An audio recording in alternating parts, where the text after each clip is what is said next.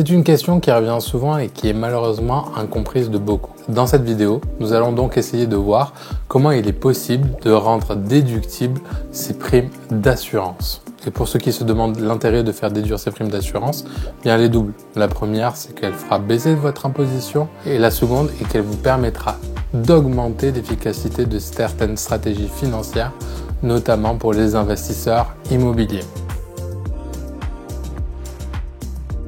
D'un point de vue fiscal, il faut savoir que déduire ces primes d'assurance n'est généralement pas possible, à moins qu'elles répondent à certaines conditions. Il y a 3 conditions pour pouvoir faire déduire vos primes d'assurance.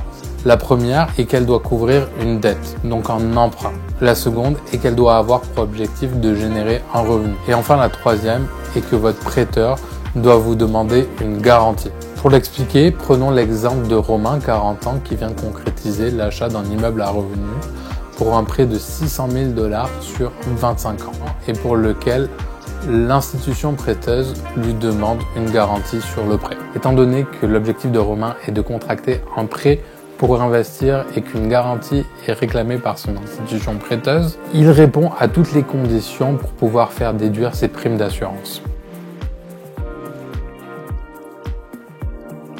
À la question « Quel montant je peux déduire de mes primes d'assurance ?», il faut savoir que le montant de déduction doit correspondre au montant le plus petit entre le CNAP, le coût net de l'assurance pure, ou le montant de la prime. Pour l'illustrer, reprenons le cas de Romain, dont le coût de l'assurance vie est de 57,60 $ par mois pour une couverture d'assurance de 600 000 $ sur une durée de 25 ans. Comme vous pouvez le constater, Romain pourra faire déduire toute sa prime à partir de la 10e année.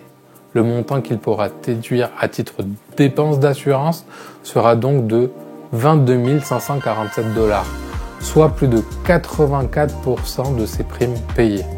Autrement dit, cela correspond à une dépense personnelle de 13,76 $ par mois pour conserver une couverture d'assurance vie de 600 000 $ dont le montant restera fixe pendant 25 ans, lui offrant ainsi l'accès à un outil successoral puissant à faible coût.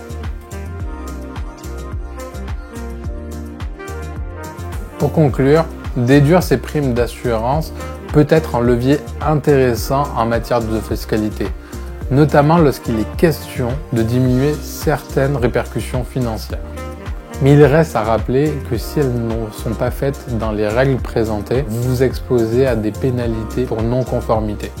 Raison pour laquelle je vous suggère de vous référer à votre comptable ou votre fiscaliste afin de valider si vos primes sont effectivement déductibles. Vous avez des questions sur vos assurances actuelles? Vous cherchez à optimiser vos finances et donner plus de valeur à votre argent? Planifiez une rencontre dès maintenant. Merci.